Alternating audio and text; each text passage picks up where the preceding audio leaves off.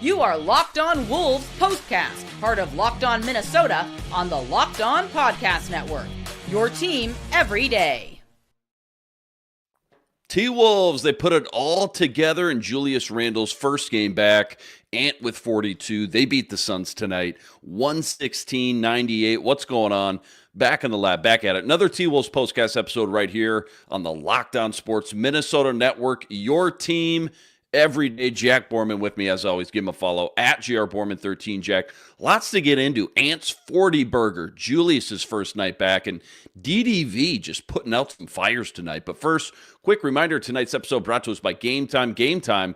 Download the Game Time app, create an account, use code LOCKEDONNBA for $20 off your first purchase. That's LOCKEDONNBA for $20 off your first purchase. All right, so Wolves coming off back-to-back losses. To Phoenix we go, kind of rounding out this West Coast trip. Wolves find themselves down 12 early in this one, kind of per usual, right on brand with what the Wolves have been doing the last handful of games. In comes DDV off the bench. I'm going to call him the fire chief, because he was putting out fires left and right tonight. 10-0 run. He hit 2 huge threes during that. 4 straight turnovers by Phoenix during that sequence as well. From that point on, it was kind of like a 2-3 possession game until the third quarter, that is. A third quarter explosion. 34-21 domination in the third. And really from there, the Wolves kind of hold on. They never really look back. 42 from Ant. Julius with 20 on his first night back. Again, Wolves win it 116-98. They move to 33-29 now on the year. Big picture, like to start big picture. Talk to me about just kind of what a win like this means in a game that really felt like it kind of had a little bit of everything for the Wolves. Even got a Jaden McDaniels smile tonight, which is pretty rare. Yeah, that's right, a Jaden McDaniels smile. What's a win like this mean in the fashion they did it? Especially, Jack, I got the standings pulled up, especially knowing the log jam you've got in the West with 5 teams all within 1 game of each other for that 6th seed. This was huge.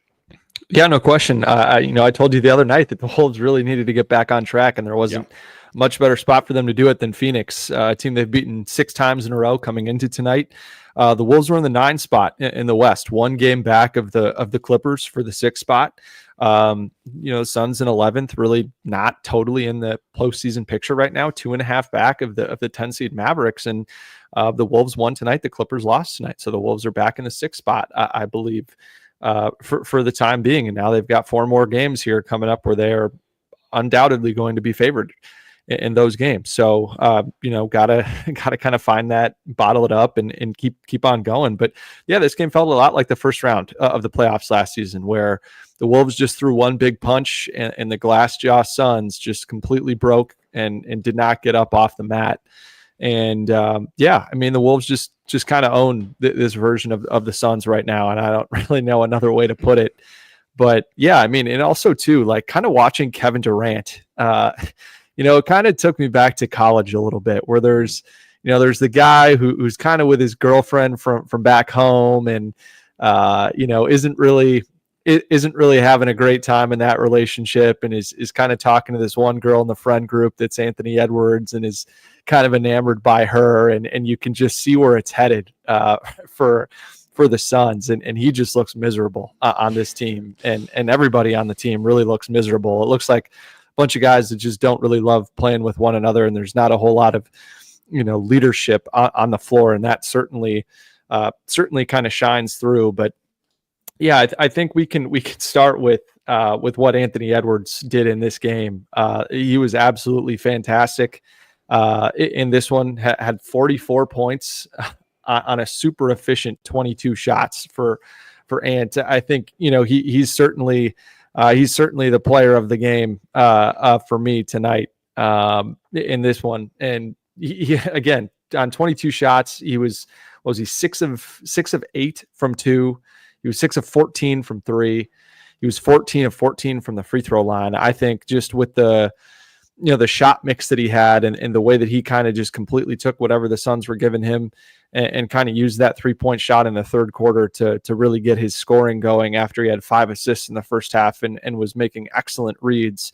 I really liked that Julius Randle, they used him as a screener a lot up top in the first half of that game, put Naz Reid in the corner, just kind of created some better spacing. And for Ant, again, 7 assists, just 1 turnover, which was awesome to see.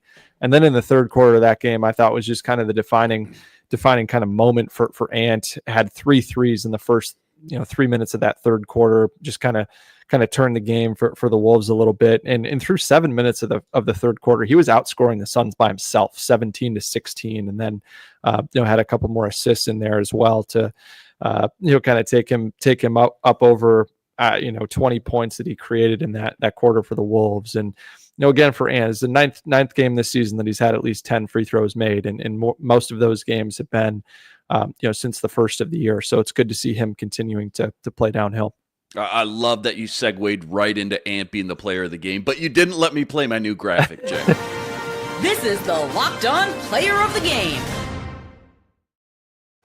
All right, we got that out of the way. The other guy that obviously Ant with 44, he's going to take the cake. But the other guy, again, in typical Wolves fashion, they dig themselves in this hole. And maybe that's a conversation we should have as well. But they get down 12 early. In comes DDV, starts putting out these fires left and right. Again, pounds a couple of huge threes, helps force multiple turnovers by Phoenix, and 4 straight possessions helped them go on a 10-0 run. That was huge. And again, from that point on, Wolves were kind of within a possession or two until that third quarter explosion. DDV, though, man, what a night.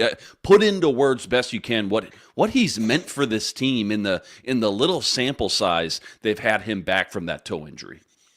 Yeah, he just gets it, I think, is the best way that I can describe it. He just plays exactly the type of brand of basketball that I think when the Wolves are playing really well, it's because they're playing with pace. They're spreading the floor really well. They're making plays defensively. They're flying around, making extra efforts, getting contested rebounds, making the extra pass, moving without the ball really well. And those are all things that Dante DiVincenzo brings to the table and kind of it's just kind of an attitude of, playing the right way and constantly being additive that Dante brings to the game that I think rubs off on his teammates and makes everyone else kind of want to play in that same way. And that's kind of the style of play that he brought right before he got hurt when he was playing his best basketball as a member of that starting lineup for 6 or 7 games or whatever it was before he got hurt. And I think it's just the efficiency that he's continued to play with. I think, for someone like Dante, it's a lot of the cutting and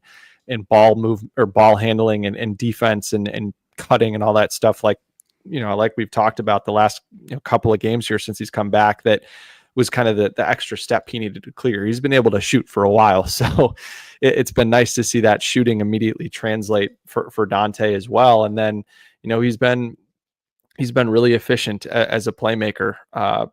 And that's just been great to see. He only had 2 assists tonight, but certainly could have had 5 or 6 with the way that he was making some hit ahead passes in transition, which was awesome. And I just think like I said, the hit ahead passes has been another element that's been really important. I think we've seen TJ Shannon in the way that he has just totally hit the jetpack getting into transition and getting to the rim has rubbed off on his teammates. I think for Dante, it's the way that he's always looking ahead after the Timberwolves get stops, especially off of turnovers. He's always looking to fly up the floor and create mismatches and advantages for the Wolves to put them in positions to score really easily off of turnovers. And that's exactly what they did tonight. They had a season high 40 points off of 22 Suns turnovers. Man.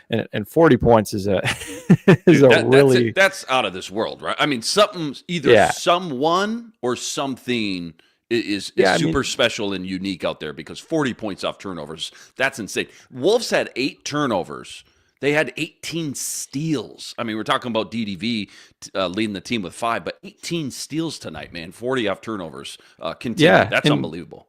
Yeah, and Dante became the first player in NBA history to have at least 7 threes and 5 steals off the bench. So pretty remarkable stat line for him. And then went one more and had I think 8 threes and 6 steals in this game. Or he did have 5, so 8 and 5. But yeah, I just think. And again, the Wolves only had 12 fast break points, but it felt like they could have had way more than that when you saw, you had the ball go off of Nas hands on the 4-on-1. You had Jalen get blocked at the rim, TJ get blocked at the rim a couple of times in transition, which is not something that happens very often. So again, you'd like to see them clean a little bit of that up. I think that was the difference between this game being, a 30-point win and a 18-point win. So, things on the margins, but yeah, I don't know if we want to get into our turning point with the way the Wolves are playing off of stops. Absolutely. Yeah, good segue there. Plenty more deep dive from this one. Again, turning point of the game and the return of Julius Randle. That's all coming up right after this. Quick reminder, tonight's episode brought to us by FanDuel. FanDuel, America's #1 sportsbook, an official sportsbook partner of the NBA. Right now, FanDuel's giving you a chance at a huge return, $150 in bonus bets, guaranteed when you win your first $5 wager. Why I love FanDuel? When you get the hunch in the middle of the game, you can go check out the latest stats. You can view live play-by-play and so much more, all on the same page where you place your bets. Again, $150 in bonus bets, guaranteed when you win your first $5 bet. Go check it all out over at FanDuel.com. Get into some NBA future action while you're there. Naz Reid 6 Man of the Year odds sitting at 6-1. It's all sitting up over at FanDuel.com. Again, check it all out over at FanDuel.com and get $150 in bonus bets guaranteed when you win your first $5 wager. FanDuel, America's #1 sportsbook, an official sportsbook partner of the NBA. All right, Jack, let's just jump right into it. Turning point of the time to reveal where the game was won or lost. It's the turning point. What was your biggest turning point tonight, Jack? Lay it on us. Yeah, I think for me, it was that point in the fourth quarter where I think this game went from Wolves in the driver's seat to the Suns are dead. And it was when Julius Randle had that crazy save on the baseline. Ball finds its way back. Bench was already going nuts just for the save, by the way. They were already going nuts. Yeah. They were going nuts for the save. Nikhil ends up with a little wraparound dump off to Julius in the dunker for a poster dunk. I think it was over Mason Plumlee. And then Jaden McDaniel steals the inbound pass. Broadcast and didn't lays even catch it back it. It happened in so quick. Didn't even see it on the broadcast version until the replay. And every player on the Wolves bench was already up and screaming and jumping up and down and yelling and hooting and hollering.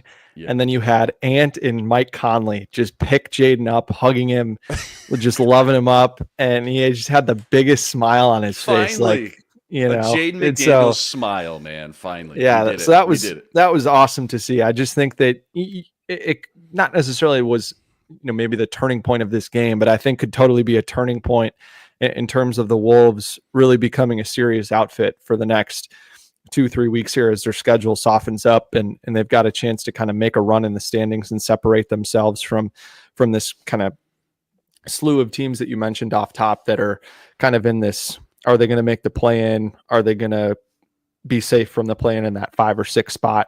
So I think the more that they can kind of get off and run here is going to be important. And that bench scoring is something that they're going to continue to need. So I think, when guys like Ant and Mike are down, I think being able to score in those moments is going to be huge. And like we talked about, Dante, 24 of the Wolves' 29 bench points, he equaled the Suns' 24 bench points, which was cool to see. Yeah, that was absolutely outstanding. What a moment. Again, hopefully the case is we look back at a moment like that, a sequence of events like that, circle that on the calendar and say, look, that's when maybe Julius came back. It all started to kind of mesh together, if you will, chemistry-wise. Talk to me about the return of Julius Randle and what he brings to the table that they've kind of needed since he's been absent the last, 13 games, 20 points, 6 boards, 3 assists. He was just a breath of fresh air out there for sure, wasn't he?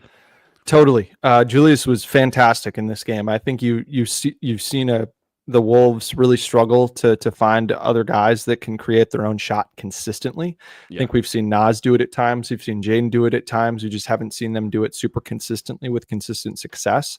And whether Julius does that or not, I think is somewhat irrelevant in the sense that, he's always going to pose that threat. It's kind of like a really good shooter. The defense is always going to close out and play out to you, even if you're 0 of 4. Right. And so I think with Julius, teams are kind of leery of just playing him in single coverage because they know that he's capable of just kind of going full bull in a china shop downhill and getting into getting into the paint right at the rim and laying it in like we saw him do a couple of times tonight. And I just thought Julius totally played within himself. I think some of the spacing was a little goofy at the start of the game, just with him being in that screener role that we haven't seen him play in a ton, just because even in the minutes that he's been out there where he's with Nas at the 5, those are minutes where Ant hadn't been playing a ton, because in the times when we were getting to the Nas at the 4, Randle at the 5, however you want to slice it, Ant had been coming out early to get someone like Jalen Clark or TJ Shannon in the game, or Josh Minot even at times. So there just hadn't been a whole lot of Ant and Julius in the 2-man game. So it was nice to see them get to that and kind of help alleviate some of the spacing problems that they had. I think it allowed Ant to kind of get some space off the dribble in that high ball screen action, allowed Julius to play more in the middle of the floor where he's really comfortable. And he had a lot of wide open mid-range shots tonight that were good to see. And, he had 3 assists, but he probably had 8 or 9 potential assists in this game. I thought he made a ton of really high value passes. And I think the Suns are a really good matchup for Julius to come back against, because you see the way that they want to just totally collapse the paint and force teams to try to beat them with jump shots, because they don't have a ton of rim protection. So I think they sell out to try to keep teams away from the rim. And so that's an area where Julius can really thrive and kind of collapsing the defense and making those kick out passes to open 3-point shooters like we've seen him do so well for the majority of the season. And so great to see him back in that role. And I guess the only negative for me with Julius, I think, was kind of funny that it was kind of overshadowed by what we saw him do in that turning point. But I'd just like to see him be a little bit better on the defensive glass. There were quite a few times in this game where he just didn't really give much of an effort at all on that end, and kind of got pushed around by Nick Richards and Plumlee, and so I think he probably could have had closer to 10 rebounds as well. But again, first game back. about as much as you could have asked for Randle. And it's important to note that Randle played 34 minutes. Like, he was not on a minutes restriction. I think we would have seen Randle back sooner than what we saw, but he's actually missed the last few games because of personal reasons, more so than that groin issue. His very pregnant wife was in the hospital, and so he stayed back in Minnesota to stay with her in the hospital. So good to see that. One, she's doing okay. She put a message out on Instagram that she was doing fine, and that Julius's groin is fine. So, great to have him back. 20 points on 14 shots. He'll take that all day long. And I just thought that it was also nice that Finchy, didn't necessarily started Mike in this game.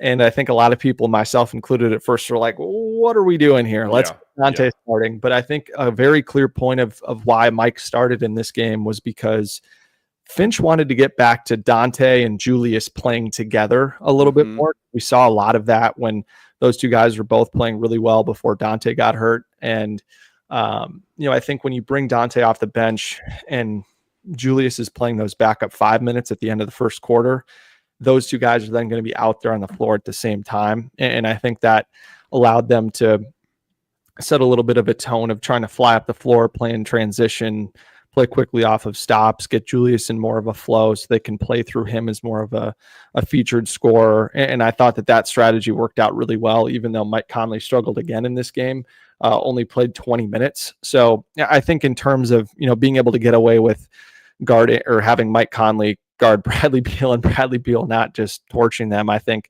was a win for the Timberwolves. And I think, I understand the thought process there, even though, it's probably not my preferred way of playing, because I'd rather just see Dante starting and have those minutes come right away. And then you could have Julius be the first guy out and have Mike come in and play with Nas. So there's different ways that you could slice it, but I understand at least what Finchy was trying to go for. And I think Finch had, just one of his better games of the season in general. Not only used Julius in that screener role, but also used Jaden McDaniels in that screener role as well. I think you started to see in that Lakers game, a few nights ago, they totally sagged off of Jaden in the corner, and that kind of totally cratered the spacing for the Wolves offense and makes it really tough when he's not making those shots. So what does he do tonight? He puts Naz Reid in the corner and so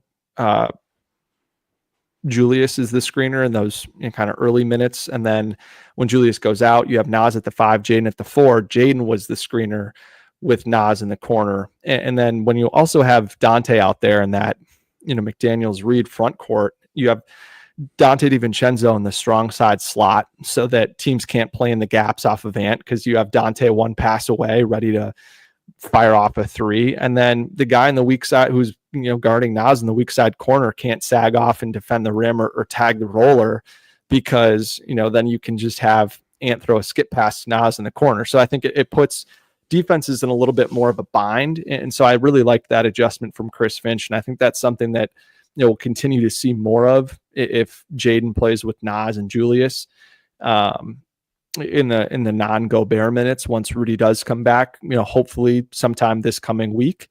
But yeah, I just thought that the way that he managed the rotation and and the way that he tried to make Jaden a little bit more effective, outside of just having him parked in the corner and some of these minutes were great. And I thought, Jaden did a really good job playing that role, especially in the second half. I don't think he had any points at halftime. Maybe he only had 2 points at halftime. Maybe two. But he ended up coming around with 13 points and had 13 points on 9 shots, 7 rebounds, 4 assists, 3 steals. He played really, really well. It's kind of that 4th, 5th guy that he's going to continue to need to be for the rest of the season. I didn't think he forced anything at all, and was super active. And again, Devin Booker was his primary assignment in this game for a good chunk of it. Devin Booker started 4 of 4 and then finished the game 1 of 8. So it was just a really strong play from Jaden on both ends of the floor. And it was fun to see him do that in front of his old college coach, Mike Hopkins, who's who coached him at Washington, who's now an assistant for the Suns. So it's cool to see those two guys. That's cool. Yeah. Kind of embrace after the game. Jaden had a huge smile on his face. So nice to see Jaden kind of settle into the role. We'll see him in for the rest of the season. Yeah, a lot of good points there, good breakdown, a lot of good takeaways from this game. I know the Suns are reeling. They're not a great litmus test right now, but still a lot of great takeaways. Got us feeling good, a little bit of mojo, a little bit of confidence, a little bit of swag coming out of this one. I want to continue the DDV versus Conley conversation. Maybe we'll do that Tuesday night. Couple minutes left. Let's talk about that 76ers game Tuesday night and wrap up with what we'll be talking about. That's all coming up right after this. Quick reminder, tonight's episode also brought to us by BetterHelp. BetterHelp, when your schedule, it gets packed, work projects and more, it's so easy to let your priorities start to slip, even when we know what makes us happy. But when you feel like you got no time for yourself, non-negotiables like therapy, they're more important than ever. If you've been thinking about starting therapy, maybe it's time to give BetterHelp a try. Entirely online and designed to be convenient, flexible, and suited for your schedule. So simple. All you got to do, you fill out a brief questionnaire, you get matched up with the licensed therapist, and you can switch therapists at any time for no additional charge. Never skip therapy day with BetterHelp. Go visit BetterHelp.com/lockedon today. You're getting 10% off your first month. That's BetterHelp. HELP.com/lockedon. All right, 76ers up next. Joel Embiid, he's shelved for the year. We all know that by now. So now what's the quick scouting report on those guys, knowing what you've seen from, obviously, the new look, I should say, starting 5 with the Philadelphia 76ers. Did they just beat somebody pretty good? Did they just beat Golden State? They did. They beat Golden State Jimmy in Philadelphia. Butler, but no Jimmy, though. Golden State. Okay. All right. Yeah, I think they're a pretty different team without Jimmy Butler, considering 100%. They kind of gutted their depth to go get Jimmy Butler. But yeah, I mean, they've been an absolute dumpster fire this season. I think they have probably the 2 worst contracts in the NBA, and Joel Embiid and Paul George, and they signed both of those contracts in the same offseason, which is pretty awful if you're in the Sixers front office. Yeah, like you said, Embiid's out for the season. That was announced this past week.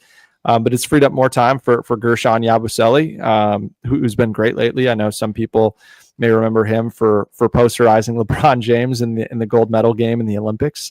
Was really good for the French team in that tournament. Was a big reason why he got an NBA contract this season. He's been shooting it really well as more of a stretch 5 for them, small ball stretch 5, shooting 43% the last 5 games from 3, and that's been really helpful because Tyrese Maxey, their superstar point guard has really struggled to shoot it of late. He's just 1 of 14 from 3 in the last 3 games. And I think he's got a finger issue. And so he's been kind of tweaking his shot a little bit, trying to only have 3 fingers on the ball, I think was a story that I saw out there, instead of 5 when he's trying to shoot. And so that's been a key reason why he's struggling. And, in addition to Yabusele, Quentin Grimes had 44 points in that game yesterday. Imagine him on the Dallas Mavericks. What he could do for that team right now. They could really need a guy like that. That'd be a damn shame if they traded a guy like that. And then Kelly Oubre has been really great for them as well over the last 5, averaging almost 20 points a game. Has just been, an absolute firecracker on the drive and in transition, getting inside of the rim. But I mean, the back end of the rotation is really, really bad. Once you kind of get beyond Maxey and Paul George and, Oubre and Grimes and Yabusele and Drummond. So there's not a whole lot of rim protection from this team. So this should be a game where Anthony Edwards goes absolutely nuclear again. I think you can see him get to the free throw line, at least 10 more times, just because there's not going to be a whole lot of resistance for him on the perimeter. And I think, again, this will be a kind of a fun Julius Randle game too, in the sense that, he'll just kind of be in the post banging with, Yabu and Drummond, who are 2 guys that just absolutely crave contact. So should be kind of some fun moments for the Timberwolves 2 stars. And, hopefully Dante DiVincenzo can keep it rolling as well, because this is a team that, I think likes to run and transition offensively, but, not a team that I think is going to be wanting to play up and down for the majority of the game, just considering, how thin they've been on the back end of the rotation. So I think if the Timberwolves can get out and run and play off of stops like they did tonight, I think it'll be, should be a pretty easy win for them, presuming that they'll be able to slow down at least one of Tyrese Maxey or Paul George.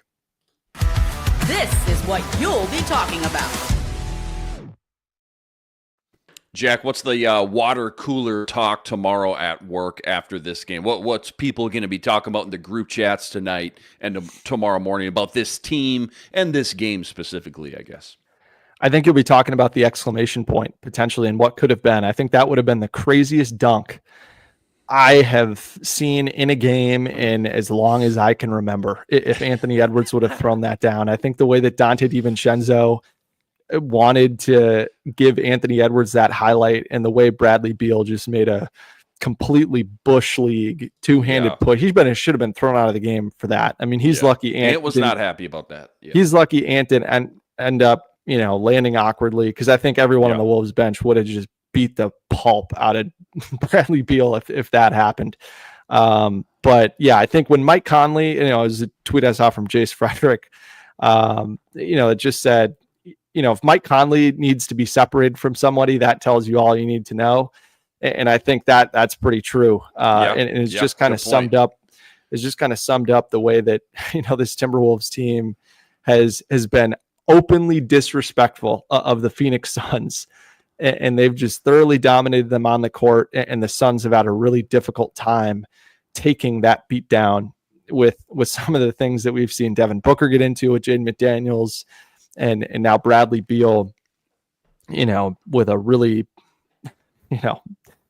just Bush League play. And yeah, I mean, the fact that the refs didn't call that a foul at first glance was crazy. That Chris Finch had to go back and challenge to get a flagrant one. What are we doing? Call was nuts. Can you make it more obvious? Come on. Yeah, but I think we'll be talking about the fact that the Wolves have now beat this team 7 times in a row and have beaten them pretty handily in all 7 games. Some beatdowns in there. Yeah. Yeah, for sure. And then obviously, Ant's 44, DiVincenzo giving him 24 off the bench. Whenever those 2 guys can give you almost 70 points, it's a pretty good night at the office. So I think we'll be talking about, hopefully, we can come back in a week or 10 days time and talk about how this game was the start of a really nice and much needed run for the Wolves that can kind of put them more in conversation of, can they host a first round playoff series rather than are they going to be in the play-in tournament? Yeah, well said there. Good breakdown per usual. Half game out right now of the 6th seed. Again, about 4 or 5 teams just all congested there for that 6th seed. T-Wolves ball out. Ant with 44. Julius with 20 in his first game back after missing 13 games. DDV, 8 threes, 5 steals. Final score versus the Suns, 116-98. Wolves move up to 33 and 29 on the year. As always, huge shout out all you guys, all the everydayers out there that always make us your first listen, all you guys coming in the chat with us from game to game, make sure you like, make sure you subscribe if you haven't already, and please go follow Jack at GR Borman 13. He's live from the Target Center during almost every home game. Again, Sixers up next, Tuesday night, 7 p.m. tip. We'll catch you right here, same time, same place. But until then, signing out.